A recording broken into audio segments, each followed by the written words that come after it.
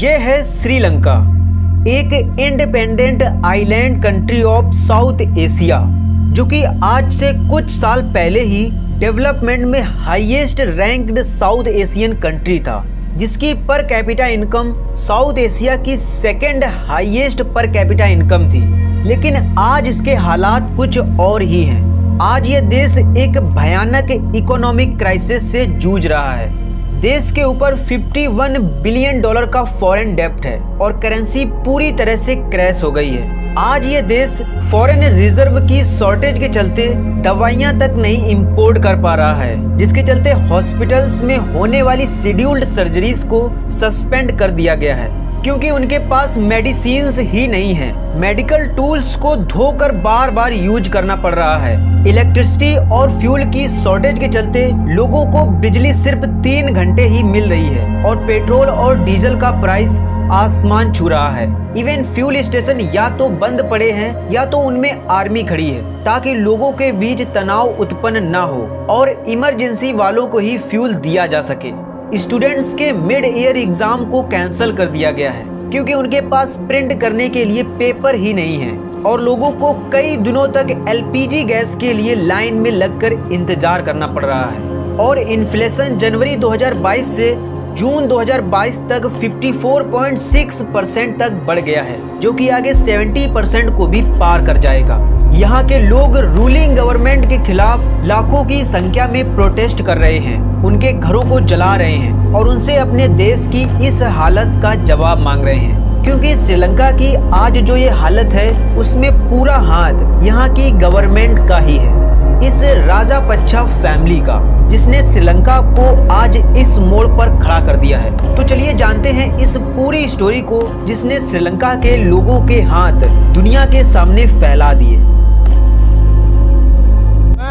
මේ රජයට කිසිම බරක් නැහැ. බරක් තියෙන මට හොඳට මිල මුදල් තියෙනවා. මගේ හැබැයි මිල මුදල් වලින් කිසිම වැඩක් නැහැ. මොකද මට තියෙන කොච්චර පර්චේසින් පවර් එක. ඒ කියන්නේ මට සල්ලි තිබුණත් බඩු ගන්න බෑ. මට පෙට්‍රල් ගහ ගන්න බෑ. මට ඒ වගේ මේ උදාහරණ කීපයක් කියන්නේ. මට ගිහිල්ලා ගෑස් සිලින්ඩර් කිව්වද ගෑස් එකක් ගන්න විදියක් නැහැ. එන වහ ටිකක්. වහ දීලා දුන්නා නම් ඉවරයි අපි. දන්නවා. පිටි නැහැ. ඒ පිටි නැහැ, පාම් පිටි නැහැ. करंट ना गैस ने गैस वोल्ट पोलिंग इंदला आराम තියෙන්නේ। राजापक्षा फैमिली श्रीलंका की मोस्ट पावरफुल फैमिली है, क्योंकि श्रीलंका का 75% बजट इसी फैमिली के हाथ में है। महिंदा राजापक्षा श्रीलंका के प्राइम मिनिस्टर हैं, गोटाबाया राजापक्षा श्रीलंका के president, Chamal Rajapaksa minister of irrigation, Basil Rajapaksa minister of finance. And ये जो मैंने चारों आपको नाम बताए, ये चारों एक दूसरे के सगे भाई हैं, जो कि श्रीलंकन गवर्नमेंट की टॉप पोजीशन पर बैठे हैं और इनके बेटे भी इसमें इन्वॉल्व हैं। महिंदा राजापक्षा के 2 बेटे हैं, नमल राजापक्षा और योशिता राजापक्षा, जिसमें ये नमल मिनिस्टर ऑफ स्पोर्ट्स है और योशिता चीफ ऑफ स्टाफ। और इनकी ये नेपोटिज्म मिनिस्ट्री इसी तरह आगे बढ़ती जाएगी। अगर मैं आपको बताऊं तो आप देख सकते हैं कि कैसे श्रीलंका में वन फैमिली डिक्टेटरशिप चल रही थी, जबकि श्रीलंका एक डेमोक्रेटिक कंट्री है। यहाँ इलेक्शन होते हैं और जनता अपना लीडर खुद चुनती है। तो आखिर क्यों श्रीलंका की पब्लिक इसी फैमिली को अपना लीडर चुन रही थी, जिसके चलते उन्हें भी श्रीलंका की इस सिचुएशन का भागीदार माना जाता है। एक्चुअल में श्रीलंका की पॉपुलेशन आज 22 मिलियन से ज्यादा है, जिसमें 70.2% सिन्हालास बुद्धिस्ट हैं, यानी यहाँ की मेजर पॉपुलेशन सिन्हाला बुद्धिस्ट लोगों की है। और इसके बाद 12.6% पॉपुलेशन हिंदू तमिल्स की, 9.7% मुस्लिम्स, 7.4% क्रिश्चियंस एंड फिर अदर्स की। और श्रीलंका का ये रिलीजियन रेशियो शुरू से ही ऐसा ही रहा है, मतलब यहाँ की मेजॉरिटी ऑफ पॉपुलेशन बुद्धिस्ट लोगों की रही है और माइनॉरिटी ऑफ पॉपुलेशन इन लोगों की, हिंदू, मुस्लिम और क्रिश्चियन लोगों की। और यहाँ हमेशा से ही तमिल्स और सिन्हाला लोगों के बीच पॉलिटिकल मतभेद और तनाव बढ़ता रहा है, क्योंकि यहाँ पर जो भी गवर्नमेंट आई वो हमेशा मेजॉरिटी ऑफ पॉपुलेशन के फेवर में रही और माइनॉरिटी को हमेशा दबा दिया जाता रहा। और जब ये बहुत ज्यादा पीक पर चला गया तो श्रीलंका में सिविल वॉर स्टार्ट हो गया श्रीलंकन गवर्नमेंट और liberation tigers of Tamil Ilam यानी तमिल रेबल ग्रुप के लोगों के बीच, जिसमें तमिल से एक अलग देश की मांग करने लगे। ये सिविल वॉर 1983 से 2009 तक चला, जिसका अंत बहुत ही भयावह था, क्योंकि जब Sri Lankan armed force liberation tiger Tamils group को नहीं डिफीट कर पा रही थी, तो उन्होंने एक तरफ से तमिल्स लोगों को मारना शुरू कर दिया और 47,000 से भी ज्यादा तमिल्स लोग मारे गए। हालांकि ये नंबर और ज्यादा क्लेम किए जाते हैं और इस प्रकार ये सिविल वॉर खत्म हो गया। ये हैं उस टाइम की कुछ इमेजेस। बच्चों तक को मार दिया गया था।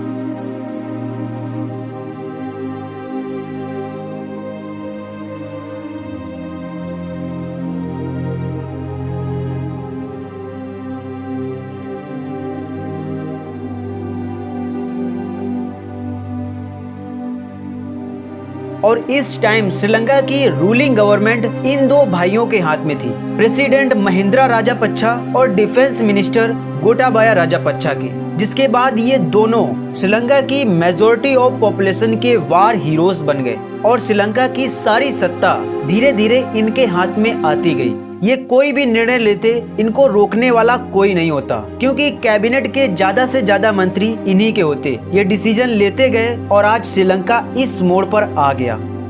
It shouldn't be happen in this country. They want bloodshed again in this country. No gas, no fuel, and various essential medications, and people are suffering, and the people are living with 1 meal per day. Can you imagine? Can you imagine? I'm so sorry to say this.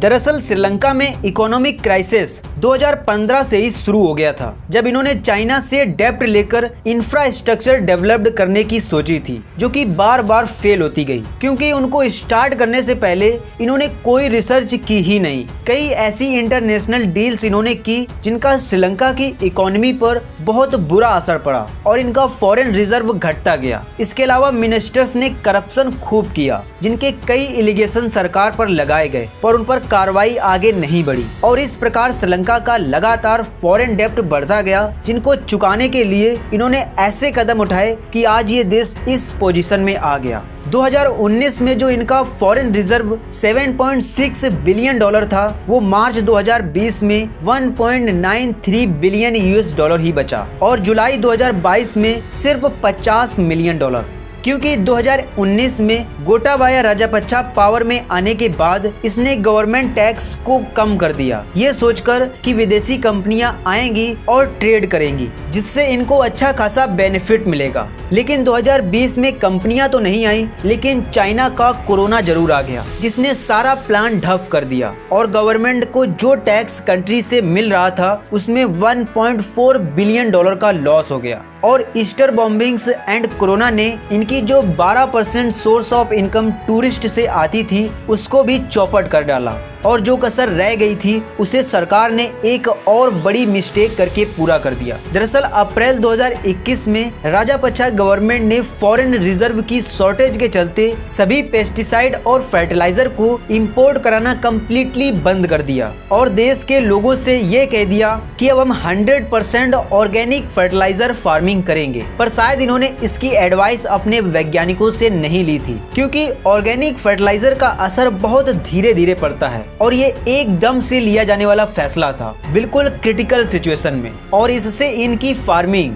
जो कि इनकी revenue का सबसे बड़ा source था, वो भी चौपट हो गया, जिसको रिकवर करने के लिए चाइना से फर्टिलाइजर मंगाया तो बट वो खराब निकला, जिसको वापस लौटाना पड़ा और ट्रांसपोर्टेशन की 7 मिलियन डॉलर की कॉस्ट भी देनी पड़ी और इस प्रकार इनकी फसल भी चौपट हो गई। और जो ये दूसरे देशों में rice and other food items को एक्सपोर्ट करते थे, अब यही इन्हें इंपोर्ट करना पड़ गया, जिससे इनका फॉरेन रिजर्व बचा 0 और इनका डेब्ट टू जीडीपी रेशियो 120% हो गया, जिसकी वजह से अब ये कोई भी चीज बाहर से इंपोर्ट नहीं करा पा रहे हैं, जिससे इन्फ्लेशन इतनी तेज बढ़ा कि लोग लाखों की संख्या में सड़कों पर उतर आए और प्रोटेस्ट करने लगे और नारा लगाने लगे, गो गोटा गो और हमारा पैसा और हमारी कंट्री हमें वापस दो। लोगों का आक्रोश इतना ज्यादा हो गया कि उन्होंने मिनिस्टर्स के घरों में आग लगाना शुरू कर दिया और उनको देश छोड़कर भागना पड़ा। प्राइम मिनिस्टर महिंद्रा राजापक्षा को घर से इवैक्यूएट करना पड़ा और वो देश छोड़कर एंड रिजाइन देकर दुबई भाग गए। लेकिन एक शख्स अभी भी इस फैमिली का कुर्सी पर बैठा हुआ था, प्रेसिडेंट गोटाबाया राजापक्षा, जिसने कि अब 14 जुलाई को रिजाइन किया है और सिंगापुर चला गया है। तो अब श्रीलंका का क्या होगा और ये कैसे इस इकोनॉमिक क्राइसिस से बाहर निकलेगा? तो अभी भी दोस्तों कुछ होने वाला नहीं है, क्योंकि जो नए प्रेसिडेंट रानिल विक्रमसिंघे हैं वो उन्हीं के कठपुतले हैं। वही इनको प्रेसिडेंट बना करके गए हैं, जिसका विरोध अभी भी श्रीलंका के लोग कर रहे हैं। अगर बात करें कि श्रीलंका अब इस क्राइसिस से कैसे बाहर निकलेगा, तो इसका एक सिंपल सा जवाब है कि जिन देशों से इसने कर्ज लिया है वो अपने इंटरेस्ट को खत्म करके इसे और समय दें कर्ज को लौटाने के लिए, और दूसरा ये कि इसे और कर्ज दें ताकि ये अपने लोगों की मेजर प्रॉब्लम्स को सॉल्व कर सके और अपने सोर्स ऑफ रेवेन्यू को लाइन पर ला सके। और यहाँ की गवर्नमेंट राजापक्षा फैमिली की तरह इकोनॉमी मिसमैनेजमेंट मिस्टेक ना करें और इंपोर्ट से ज़्यादा चीजें एक्सपोर्ट करें। नहीं तो जिस तरह चाइना ने इसका हम्बनटोटा बंदरगाह लीज पर ले लिया है, उसी तरह बाकी के भी देश कर्ज ना लौटाने के चलते इसे खरीद लेंगे और ये कंट्री बिक जाएगा। हालांकि कई देश इसकी इस मुसीबत की घड़ी में आगे बढ़े हैं इसकी मदद करने के लिए, जैसे कि इंडिया $500 मिलियन की क्रेडिट लाइन पेट्रोलियम परचेज करने के लिए दी है, $1 बिलियन की credit of lifeline food products और मेडिसिन परचेज करने के लिए दी है। इसके अलावा तमिलनाडु के चीफ मिनिस्टर MK स्टालिन ने नॉर्थ ईस्ट तमिल लोगों के लिए चावल, अनाज और मेडिसिन प्रोवाइड करने का प्रस्ताव रखा है, बट तमिल पॉलिटिकल पार्टी ने इसे रिजेक्ट कर दिया है और ये कहा है कि प्लीज इसे सभी रिलीजन में डिस्ट्रीब्यूट कीजिए, ना कि स्पेशली तमिल्स में। इसके अलावा इंडियन ट्रेडर्स ने भी इनको कई टन फ्यूल्स और राइस प्रोवाइड कराकर मदद की है। सिंगापुर ने $1 लाख का रिलीफ पैकेज दिया है और वर्ल्ड बैंक ने $600 मिलियन देने का वादा किया है। तो उम्मीद करते हैं कि श्रीलंका जल्द ही क्राइसिस से बाहर आ जाए और वहां के लोग आगे बढ़ें।